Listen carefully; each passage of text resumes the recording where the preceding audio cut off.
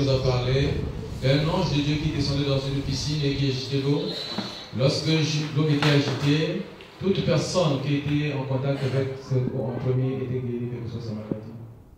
C'est la grotte qui descendait, c'est la grotte de la paix. Mais il y avait au bord de cette piscine un personne, un homme paralysé. Et pendant 38 ans, il était paralysé. Il voulait bien donc être guéri, mais personne ne le jetait dans l'eau et il n'avait pas la force d'y arriver le premier. Alors ce jour-là, il a vu quelqu'un qui s'est approché de lui et qui lui a posé cette question: veux-tu être guéri? Il dit: oui Seigneur, je veux être guéri, mais qui va m'aider? Je n'ai pas assez de force pour être en premier dans cette eau. Le Seigneur dit: lève-toi, prends ton lit et marche. Aussitôt il s'est levé, il a pris son lit et il a marché. Mais les pharisiens sont venus le voir en disant: non, c'est le jour du sabbat, il ne t'est pas permis de prendre ton lit et de marcher. Lui, il a dit mais tout simplement que celui qui m'a guéri m'a dit: lève-toi, prends ton lit et marche. C'est pourquoi je marche. Mes frères, l'enseignement que nous allons prendre ce matin est un enseignement clé pour notre existence terrestre. Cette personne a souffert pendant 38 ans, paralysé. Tout le monde avait pitié de lui.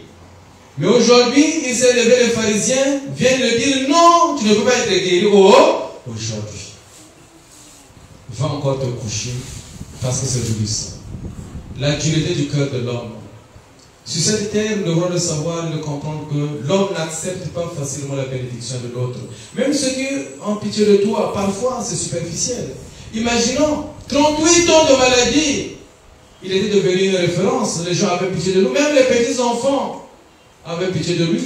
Mais quand il est guéri, les gens n'acceptent pas sa guérison. C'est comme ça que fonctionne le monde. C'est pourquoi le Seigneur nous a dit que vous n'aurez jamais la paix. Parce que l'ennemi du genre humain va chercher toujours à vous mettre les bâtons dans les roues. Mais nous, ce que nous devrons écouter, c'est la parole du Seigneur. Le Seigneur a dit à cet homme: lève-toi, prends ton lit et marche. Cet homme a agi par la foi pour vivre un miracle.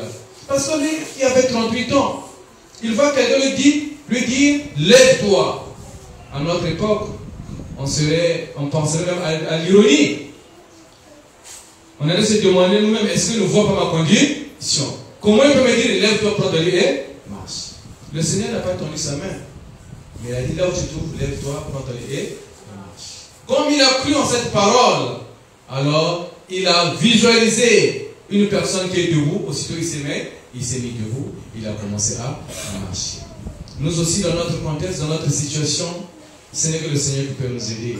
Nous devrons croire au miracle et aux manifestations de la puissance de Dieu. Lorsque le Seigneur te donne la parole divine, tu dois l'accepter et forcer ta volonté pour aller dans la pensée de Dieu afin que le miracle puisse opérer. Mais ce que nous devons retenir est que le monde ne pourra jamais accepter notre bénédiction. Nous le voyons aujourd'hui dans notre société. Parfois, quand tu n'as rien, tu es pauvre, les gens ont pitié de toi, ils te donnent à manger.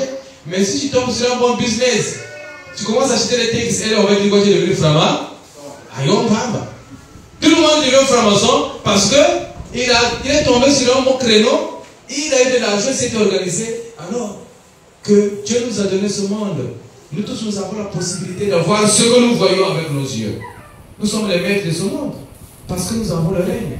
Mais c'est nous-mêmes qui nous sous-estimons dans nos actes, dans nos pensées, dans ce que nous faisons. Nous n'agissons pas par la foi. Le Seigneur a dit à cet homme: lève-toi. Quelqu'un qui est couché depuis 38 ans, je lui dis de se lever. C'est inexplicable. Mais il avait la foi, il s'est levé, il a marché. Le Seigneur te dit, toi aussi, dans ta situation actuelle aujourd'hui, que tu sois malade, que tu sois bloqué, que tu sois pauvre, que tu aies des difficultés, lève-toi, prends ton lit et marche. Amen. Nous avons fini pour...